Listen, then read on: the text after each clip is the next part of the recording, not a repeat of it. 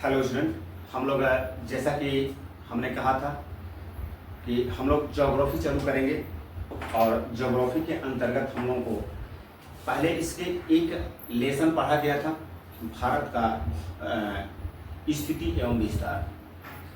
जबकि 9th class के अंतर्गत अध्याय 2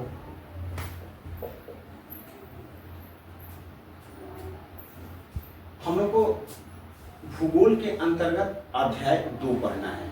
और अध्याय 2 क्या है? भारत का भौतिक स्वरूप। भारत का भौतिक स्वरूप।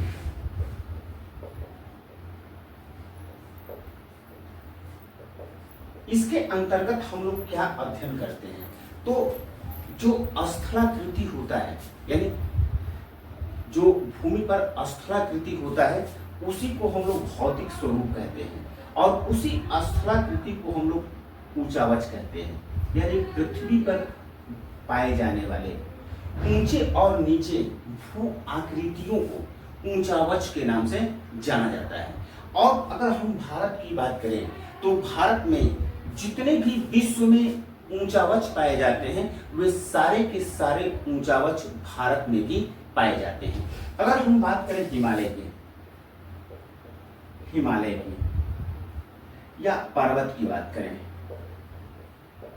या पठार की बात करें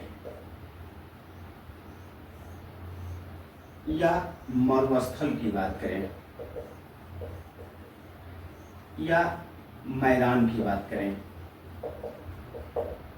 या प्रायद्वीप की बात करें, द्वीप की बात करें, या फिर हम समुद्र तटीय मैदान की बात करें, तो इसी के अंतर्गत जो मैदान आता है, इसी के अंतर्गत समुद्र तटीय मैदान भी आता है, तटीय मैदान भी आता है। ये जितने भी ऊंचावच पाए जाते हैं, ये सब के सब ऊंचावच भारत में पाए जाते हैं। हिमालय की बात करें तो उत्तर में हिमालय, अगर पर्वत की बात करें तो तमाम तरह की जो पर्वत पाए जाते हैं भारत में। पठार की बात करें तो जो भारत का दक्कन का पठार है।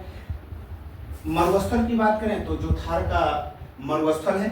मैदान की बात करें तो उत्तर का विशाल मैदान, चाहे समुद्र तटीय मैदान की बात करें।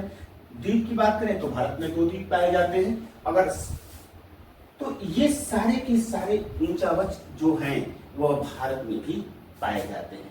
लेकिन यहाँ पर प्रश्न उठता है कि क्या जिस समय पृथ्वी का निर्माण हुआ, अगर इसको नहीं समझेंगे, बेसिक चीजें नहीं समझेंगे, तो यह लेसन समझ में नहीं आएगा। सीधी बात है। क्योंकि मैं कहा था कि आप लोग किताब पढ़ करके आइएगा। अगर किताब आप लोग पढ़े होंगे, यानी कि अध्याय 2 को पढ़े होंगे, तो नो डाउट यह लेसन समझ में आएगा, अन्यथा यह लेसन समझ में नहीं आएगा। नंबर 1। और नंबर 2 की बात करें तो देखो, यह क्लास तो है नहीं, यहाँ पर देखना पड़ता है कि टाइम पास ना हो, टाइम ज़्यादा खर्च ना हो, क्योंकि कम समय में ज़्यादा से ज़्यादा हम लोग फैक्ट्स देख सके, यही रीजन होता है। लेकिन हर जो सब्जेक्ट होते हैं, चाहे मैथ की बात करें, चाहे साइंस की बात करें, चाहे इतिहास की बात करें, चाहे भूगोल की बात करें, सबका एक अपना शब्दकोश होता है। और ज्योग्राफी के अंतर्गत जो शब्दकोश होता है, उसको ध्यान रखने की आवश्यकता होती है, उसको समझने की आवश्यकता होती है। बहुत से शब्द ऐसे आएंगे जो आप नहीं सुने होंगे, उसको समझने की आवश्यकता है। और जब तक से उन शब्दों को नहीं समझेंगे, तब तक से आपको ज्योग्राफी समझ में नहीं आएगा, और खास तौर से यह लेसन समझ में नहीं आएगा।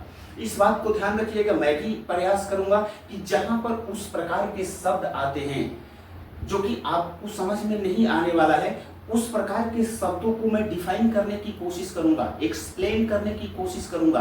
लेकिन केवल मेरे कोशिश करने से नहीं चलेगा काम, आपको भी कोशिश करना होगा।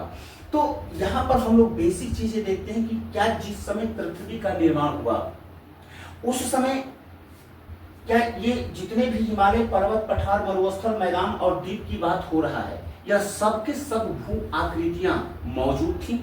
नंबर 1। नंबर 2 की बात करें, आज हम देखते हैं कि पूरी, अगर पृथ्वी की बात करें तो पूरी पृथ्वी 7 महाद्वीप तथा 4 महासागरों में विभक्त है। तो क्या जिस समय पृथ्वी का निर्माण हुआ उस समय भी इसी प्रकार से महाद्वीप और महासागर थे? लेकिन इससे भी महत्वपूर्ण क्वेश्चन पूछता है या आपके माइंड में हंट करेगा कि जो भारत का प्रायद्वीप है, जो भारतीय प्रायद्वीप है, तो भारतीय प्रायद्वीप में जो पठार पाए जाते हैं वह पठार किस प्रकार के चट्टानों से निर्मित है? तो वह कहा जाता है कि गोंडवाना काल की प्राचीन चट्टानों से निर्मित है। अब आप कहेंगे कि ये गोंडवाना काल क्या है, तो इससे बेहतर है कि इसको पहले हम लोग क्या जाने, कि इसके पहले हम लोग जानने का प्रयास करते हैं कि यह गोंडवाना काल, गोंडवाना लैंड क्या है। और गोंडवाना लैंड को जानने से पहले भी एक दो थ्योरी की बात किया है, जैसे बिग बैंग थ्योरी की बात किया है, महाविस्फोट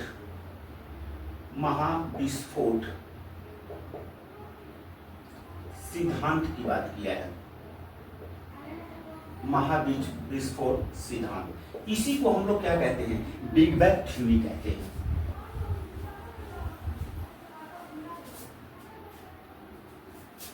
इसी को हम लोग बिग बैंग थ्योरी कहते हैं। यह थ्योरी किसके द्वारा दिया गया? तो यह बिग बैंग थ्योरी दिया गया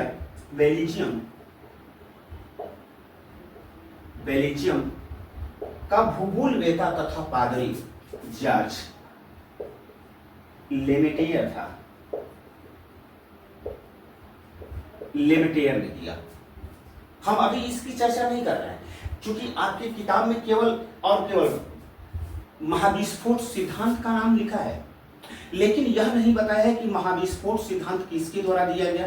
महाविस्फोट सिद्धांत क्या है, इसके विषय में चर्चा नहीं किया गया है। यही कारण है कि मैं महाविस्फोट सिद्धांत से ही इसकी शुरुआत कर रहा हूं कि महाविस्फोट सिद्धांत की बात करें तो बेल्जियम का भूगोलवेत्ता तथा पादरी जॉर्ज लेमेटेयर के द्वारा दिया गया, तथा इस महाविस्फोट के सिद्धांत जो जॉर्ज लेमेटेयर के द्वारा दिया गया वह किसके द्वारा व्याख्या किया गया? तो रॉबर्ट बेगुनियर के द्वारा, नहीं, रॉबर्ट बेगुनर के द्वारा, रॉबर्ट बेगुनर के द्वारा इसको क्या किया गया? व्याख्या किया गया। यानी महाविस्फोट के सिद्धांत को व्याख्या किसके द्वारा किया गया? तो रॉबर्ट बेगुनर के द्वारा किया गया। अब प्रश्न उठता है कि महाविस्फोट का सिद्धांत क्या है। अब यहां पर देखते हैं तो महाविस्फोट का सिद्धांत ये कहता है, महाविस्फोट का सिद्धांत यह कहता है कि जो यह ब्रह्मांड का निर्माण हुआ, पहले ब्रह्मांड इस प्रकार का नहीं था। जो यह ब्रह्मांड का निर्माण हुआ तो ब्रह्मांड में कुछ नहीं था, केवल और केवल एक अति सूक्ष्म पिंड था, एक अति सूक्ष्म पिंड था। ये पिंड, यह पिंड क्या था? यह आयतन में अत्यंत सूक्ष्म था। आयतन, इस पिंड का आयतन जो था सूक्ष्म था। लेकिन अगर घनत्व की बात करें, घनत्व तथा तापमान की बात करें, तापमान की बात करें, वह क्या था? अनंत था, अनंत था। यानी अनंत का अर्थ होता है कि जिसकी कोई सीमा नहीं हो। तो यह जो एक पिंड था यह एकाकी परमाणु के समान था। यह पिंड क्या था? इसका आयतन अत्यंत सूक्ष्म तथा घनत्व और तापमान बहुत ज्यादा था, अनंत था। अब इसमें क्या हुआ? बिग बैंग थ्योरी यानी कि महाविस्फोट सिद्धांत क्या कहता है कि इसमें विस्फोट हुआ। विस्फोट कब हुआ? तो विस्फोट हुआ, विस्फोट हुआ 1370 करोड़ वर्ष पूर्व। तो इसीलिए 13.7 अरब वर्ष पूर्व। इसमें विस्फोट होने के कारण, यानी कि जो यह पिंड है इसमें विस्फोट होने के कारण क्या हुआ? सामान्य पदार्थ, इसको हम लोग प्रारंभिक सामान्य, इससे क्या निकला? इससे जो पदार्थ निकला उसका नाम दिया गया प्रारंभिक, प्रारंभिक सामान्य पदार्थ। और इस प्रारंभिक सामान्य पदार्थ से क्या बना? काले पदार्थ बना, काले पदार्थ बना। और इस काले पदार्थ के समूहन से, यानी जो ये काले पदार्थ मूवमेंट कर रहे थे, यह काले पदार्थ क्या हो गए? समूहित हुए, और समूहित होकर ये क्या बनाए? मंदाकिनियों का निर्माण किए, मंदाकिनी का निर्माण किया, मंदाकिनी के निर्माण किए। मंदाकिनी क्या है? विभिन्न तारों की समूह है। अब मंदाकिनी में भी विस्फोट हुआ। हम आप जानते हैं कि हमारा जो पृथ्वी है वह सौर मंडल का एक परिवार है। हम लोग को तारों के विषय में, ग्रहों के विषय में यहाँ पर अध्ययन नहीं करना है। हम लोग को अध्ययन सिर्फ यह करना है कि पृथ्वी के निर्माण के समय पृथ्वी कैसी थी, और जो हम भू आकृतियों की बात कर रहे हैं, जो भौतिक स्वरूप की जो हम बात करेंगे, तो उस भौतिक स्वरूप का निर्माण कैसे हुआ, इसका हम लोग अध्ययन कर रहे हैं। और यही कारण है कि जब यह मंदाकिनी का निर्माण हुआ तो मंदाकिनी में भी क्या हुआ? विस्फोट हुआ, और विस्फोट होने के कारण सौर मंडल का निर्माण हुआ। और सौर मंडल क्या है? हम लोग पढ़ते हैं ना, जब पृथ्वी का अध्ययन करते हैं, तारों और ग्रह का अध्ययन करते हैं, तो हम लोग पढ़ते हैं कि पृथ्वी क्या है? सौर मंडल का परिवार है। और जो हमारा सौर मंडल है कहाँ अवस्थित है? तो वह एक मंदाकिनी में अवस्थित है, जिसको हम लोग आकाश गंगा के नाम से जानते हैं। आकाश गंगा के नाम से जानते हैं। आकाश गंगा। और इसी को हम लोग मिल्की वे के भी नाम से जानते हैं, मिल्की वे। यानी मिल्की वे में क्या हुआ? आकाश गंगा में क्या हुआ? विस्फोट हुआ। कब विस्फोट हुआ? तो आज से 450 करोड़ वर्ष पूर्व, यानी कि 4.5 अरब वर्ष पूर्व, और सौर मंडल का निर्माण हुआ। यानी यह मंदाकिनी है, यह, और इसके विस्फोट के कारण सौर मंडल का निर्माण हुआ, सूर्य तथा इसके अन्य तारों का निर्माण हुआ। इसमें भी जब विस्फोट हुआ, यानी कि इसमें भी विस्फोट जब हुआ, महाविस्फोट थी इसीलिए कहा जाता है, इसमें भी विस्फोट हुआ, और विस्फोट होने के साथ इसके ग्रहों का निर्माण हुआ, ग्रहों का निर्माण हुआ। हम जानते हैं कि अगर सूर्य की बात करें, सौर परिवार की बात करें, तो जो सूर्य के परिवार हैं जिसमें 9 ग्रह, तो 9 ग्रह को 2006 में एक जो 9वां ग्रह है उसको ग्रह की श्रेणी से निकाल दिया गया।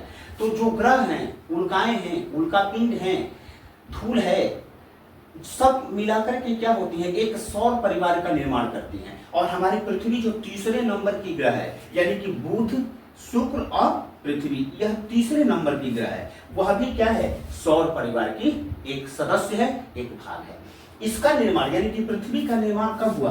तो आज से लगभग 200 से 300 करोड़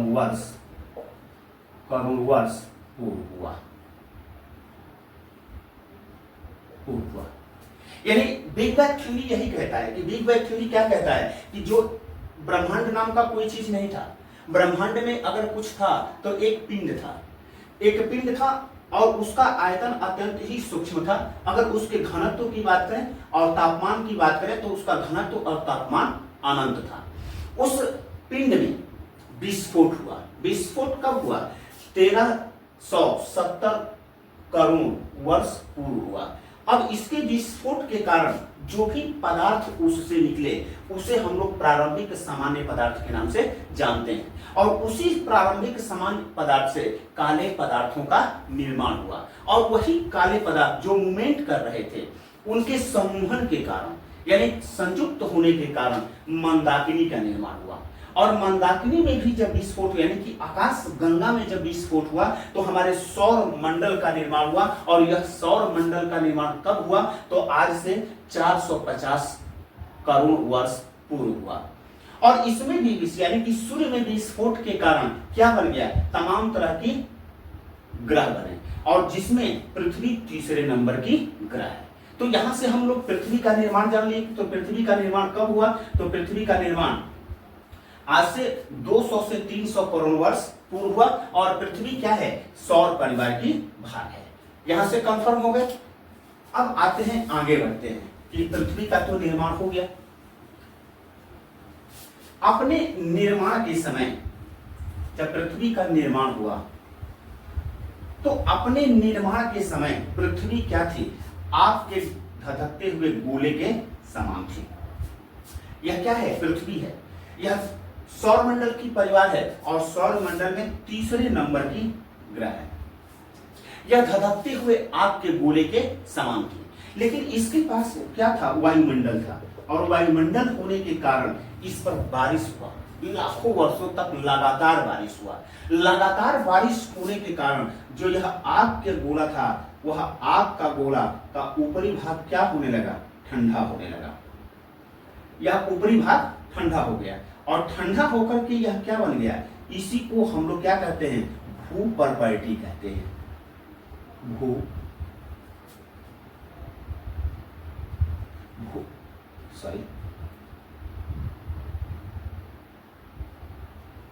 भूपर्पैटी कहते हैं। इसी को इंग्लिश में क्रस्ट कहा जाता है। ये पृथ्वी के जब आंतरिक भाग की आप अध्ययन करेंगे, तो चूंकि हम लोग को पृथ्वी का आंतरिक भाग का यहाँ अध्ययन नहीं करना है, यहाँ पर हम समझाने के दृष्टिकोण से इस चीज को उठाए हैं कि जब जो पृथ्वी का आंतरिक भाग की संरचना का अध्ययन करेंगे, पृथ्वी के आंतरिक संरचना का अध्ययन करेंगे इस तरह से, तो ये क्या है? जो ऊपर का भाग है, जो भूपर्पैटी है, इसको क्या कहते हैं? क्रस्ट कहते हैं। और मध्य का जो भाग है, इसे मेटल कहा जाता है। क्यों कहा जाता है? यहाँ पर चूंकि ये सब्जेक्ट नहीं है, और यह क्या है? कोर है, जो मध्य का भाग है।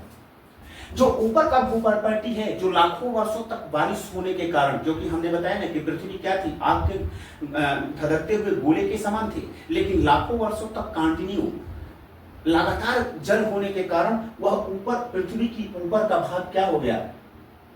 वह ठंडा हो गया, और ठंडा होकर के क्या हो गया? चट्टानी हो गया।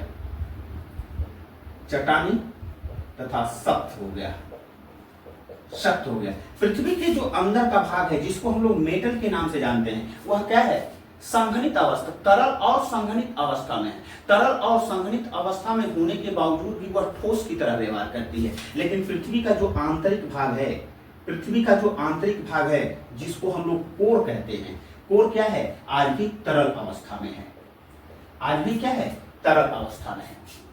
तो हमको पृथ्वी के ऊपरी भूपर्पैटी से मतलब है, अंदर के पार्ट से हमको मतलब नहीं है। यहाँ पर इस सब्जेक्ट के इस टॉपिक के अंतर्गत हम लोगों को हम समझाने के दृष्टिकोण से इसको उठा दिए, वैसे इसकी जरूरत नहीं थी। लेकिन भूपर्पैटी की संरचना हो गया।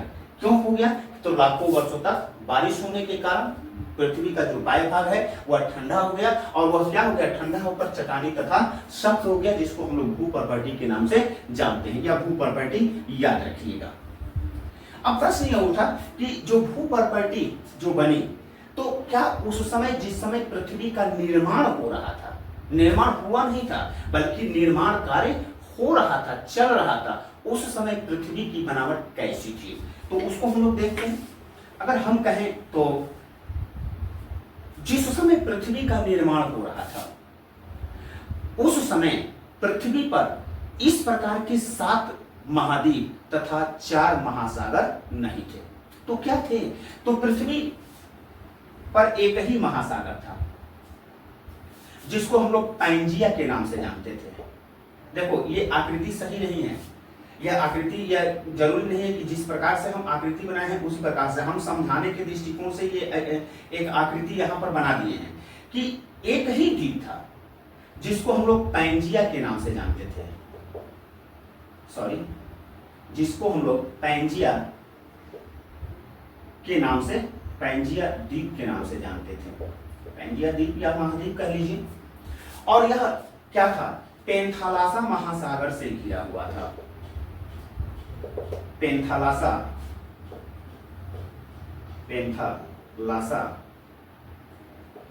महासागर से घिरा हुआ था। महासागर से घिरा हुआ था। चूंकि लाखों वर्षों तक बारिश हो रहा था, और लाखों वर्षों तक बारिश हुआ, तो वह क्या हुआ कि यह सब हर जगह से तो महासागर में पानी नहीं जाएगा ना, तो वह क्या हुआ? एक बीच से सागर गुजरता था, जिसको हम लोग टेथित सागर के नाम से जानते थे। टेथित सागर। किताब में इसके लिए शब्द इस्तेमाल किया होगा उथला टेथित सागर। याद रखिएगा, ये हमेशा आएगा। हमेशा क्यों आएगा? क्योंकि जब हिमालय, हमारे भारत के हिमालय का निर्माण होगा, वहां पर भी यह नाम आएगा। तो इसीलिए इसको हम शुरू से उठाए हैं, शुरू से बताने का प्रयास कर रहे हैं, ताकि आपको कोई भी इसमें कंफ्यूजन न हो। क्योंकि अगर इसको नहीं देखेंगे, इस चैप्टर को नहीं देखेंगे, तो सीधी सी बात है कि आगे भी आपको समझ में नहीं आएगा। तो जो टेथित सागर था, उथला क्यों था? उथला इसलिए था कि जो यह उत्तर का भाग था, जिसको उत्तरी महाद्वीप के नाम से जानते थे, उत्तरी द्वीप के नाम से जानते थे, और इसको हम लोग दक्षिणी द्वीप के नाम से जानते थे, पैंजिया महाद्वीप, दक्षिणी द्वीप के नाम से जानते थे। इसका अन्य भी नाम था, जिसको हम लोग उत्तरी द्वीप कह रहे हैं, उसको अंगारा लैंड कहा जाता था, अंगारा लैंड कहा जाता था, अंगारा लैंड।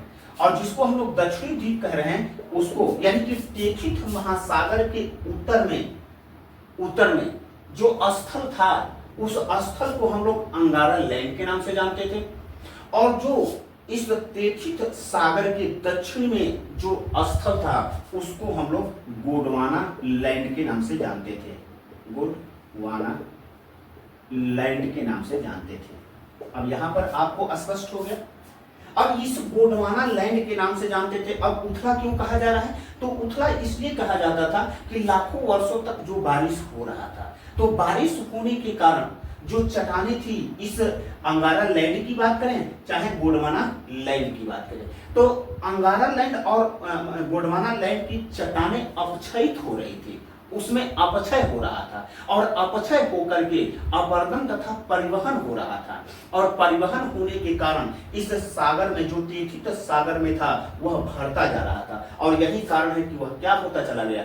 उथला होता चला गया। अब अपक्षय का मतलब क्या होता है? जो चट्टानें सख्त होती हैं, तो सख्त चट्टानों की मुलायम होने, कोमल होने की जो प्रक्रिया होती है, टूट फूट की जो प्रक्रिया होती है, उसको हम लोग अपक्षय के नाम से जानते हैं। अपर्दन का मतलब होता है कटाव, यानी कि जब चट्टानें कोमल हो जाएंगी, टूटने योग्य हो जाएंगी, तो जब कटना प्रारंभ हो जाएगा, तो उसको हम लोग अपर्दन कहते हैं। और परिवहन क्या कहते हैं? कि जब वह टूटी हुई चट्टानें, कोमल चट्टानें जब टूट जाती हैं और टूट करके एक स्थान से दूसरे स्थान तक चली जाती हैं, उसको हम लोग परिवहन के नाम से जानते हैं। तो चट्टान कैसे टूटती हैं?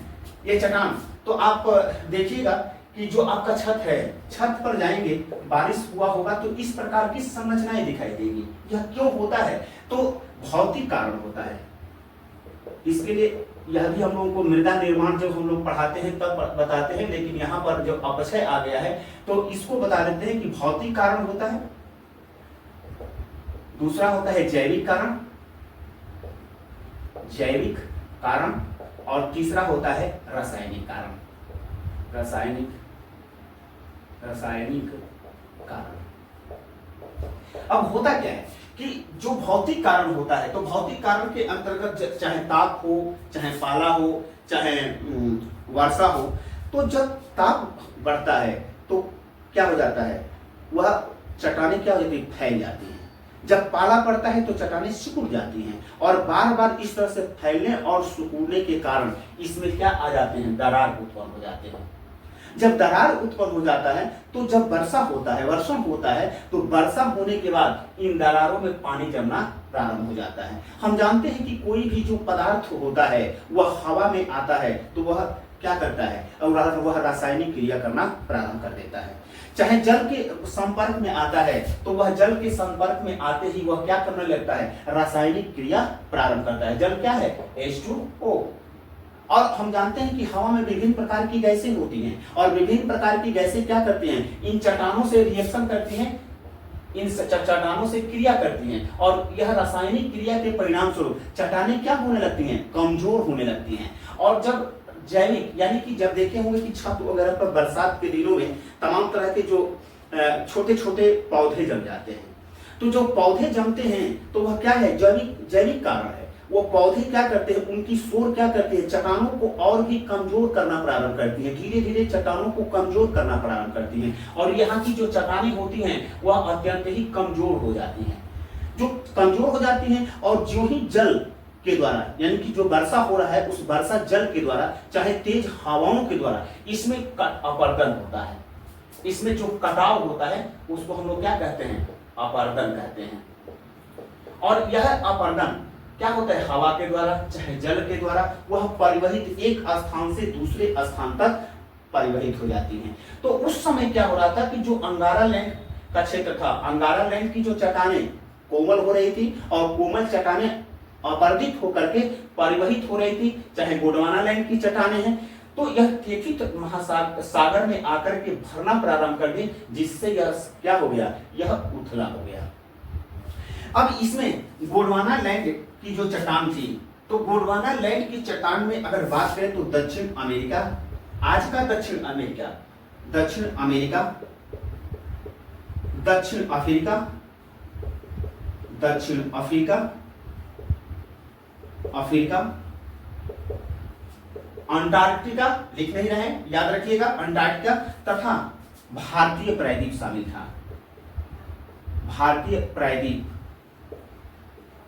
भारतीय प्रायद्वीप शामिल था, भारतीय प्रायद्वीप शामिल था। अगर हम अंगारा लैंड की बात करें तो अंगारा लैंड में कौन कौन सी आज के जो महाद्वीप हैं वह कौन कौन से महाद्वीप थे, तो वह उत्तरी अमेरिका की बात करें, दूसरा इस्तेमाल करते हैं, तो इसमें कौन शामिल थे, तो उत्तरी अमेरिका, उत्तरी अमेरिका,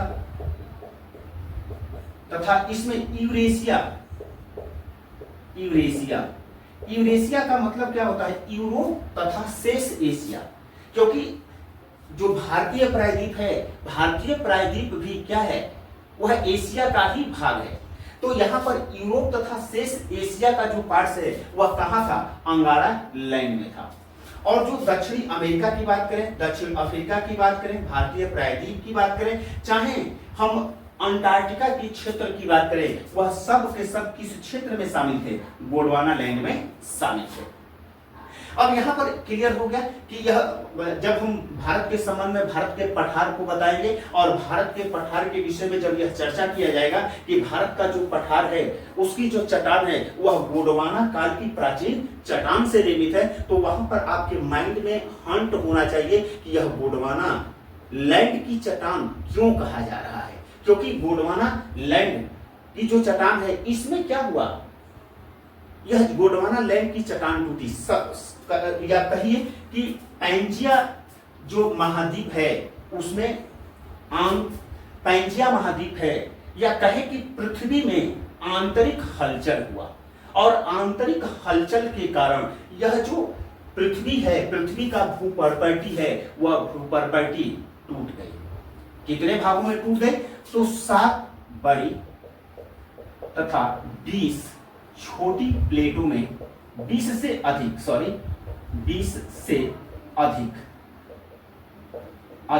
छोटी प्लेटों में टूट गई।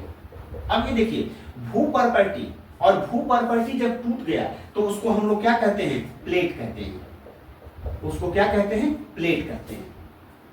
अब यह आंतरिक जो हलचल, यानी कि पृथ्वी के अंदर आंतरिक हलचल किस प्रकार का हुआ, इसको हम डिलीट करते हैं।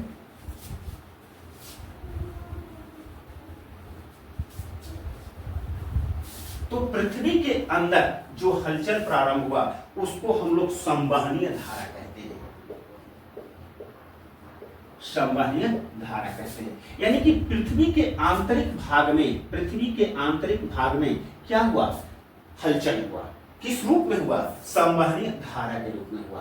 क्योंकि हमने कहा कि पृथ्वी का जो बाह्य भाग है वह क्या हो रहा था, पृथ्वी का जो बाह्य भाग है वर्षा के कारण ठंडा हो रहा था, और ठंडे होने के कारण जो गैसें थी वह क्या हो रही थी, वह भारी हो रही थी, जबकि अंदर क्या है, अंदर गर्म है, वहां पर तप्त लावा है।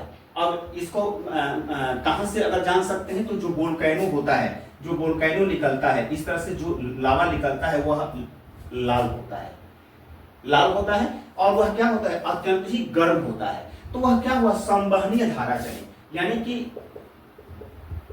जो ठंडा होने लगी तो ठंडा होकर के वह नीचे जाने का प्रयास की, यह ठंडी है, ठंडा है, और जो गर्म थी वह ऊपर उठना प्रारंभ कर दी। क्यों ऊपर उठना प्रारंभ कर दी? क्योंकि यह गर्म होने के कारण यह हल्की थी, यह गर्म होने के कारण हल्की थी, और यह ठंडा होने के कारण भारी थी। तो भारी चीज तो सदैव नीचे जाएगा, और हल्की चीज क्या हो जाएगा, हल्की चीज ऊपर हो जाएगा। और इस प्रकार के जब आंतरिक हलचल हुआ, आंतरिक हलचल हुआ, तो पृथ्वी क्या हो गई, पृथ्वी की ऊपर की जो भूप्रॉपर्टी है वह क्या हो गई, 7 बड़ी और 20 से अधिक छोटी प्लेटों में टूट गई। और यह टूटने के बाद अभी हमने बताया ना कि जो गोंडवाना लैंड की चट्टान है, गोंडवाना लैंड, उसमें दक्षिणी अमेरिका की बात करें, अंटार्कटिका की बात करें, चाहे दक्षिण अफ्रीका की बात करें, चाहे भारतीय प्रायद्वीप की बात करें, तो वह क्या होने लगी, इस तरल और संघनित सीमा पर तैरना प्रारंभ करती। जो प्लेट हैं, भूप्रॉपर्टी हैं, जो 7 बड़ी और 20 छोटी प्लेटों में 20 से अधिक छोटी प्लेटों में टूट गई, वह क्या हो गया, मेटल जो मध्य भाग है पृथ्वी के, वह तरल और संघनित अवस्था में है, उस पर क्या करना प्रारंभ की, तैरना प्रारंभ कर दी। और इसी क्रम में जो भारत की प्लेट है, यानी कि गोंडवाना लैंड के टूटने के कारण जो भारतीय प्लेट थी वह किस दिशा में प्रवाहित होने लगी, तो वह पूर्व दिशा की ओर प्रवाहित होने लगी। कालांतर में यह जो भारत की प्लेट थी वह कालांतर में क्या हो गई, वह भी टूट गई, वह भी विखंडित हो गई। और विखंडित होने के बाद ऑस्ट्रेलिया, आज का जो ऑस्ट्रेलिया महाद्वीप है, वह ऑस्ट्रेलिया महाद्वीप की प्लेट उससे यानी कि भारतीय प्लेट से पृथक हो गई। और पृथक होने के बाद वह किधर प्रवाहित होने लगी, वह दक्षिण और पूरब की ओर प्रवाहित होने लगी। जबकि भारतीय प्लेट किधर प्रवाहित हुई, भारतीय प्लेट उत्तर की ओर प्रवाहित होने लगी। तो इस प्रकार से जो भारतीय प्लेट है उत्तर की ओर प्रवाहित होकर यूरेशिया की प्लेट से जाकर के टकरा गई। आज के लिए बस इतना ही। कल हम बताएंगे कि यूरेशिया की प्लेट से टकराने के बाद कौन सी परिस्थितियां निर्मित हुई और किस प्रकार से हमारे हिमालय का निर्माण हुआ।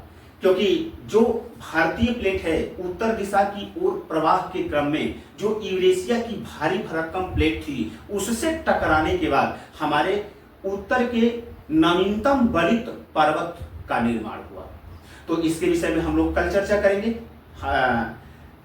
अब इसके विषय में हम लोग कल चर्चा करेंगे। आप लोग किताब जरूर पढ़ करके आइए। अगर किताब नहीं पढ़ेंगे तब तक से यह लेसन समझ में नहीं आएगा। धन्यवाद।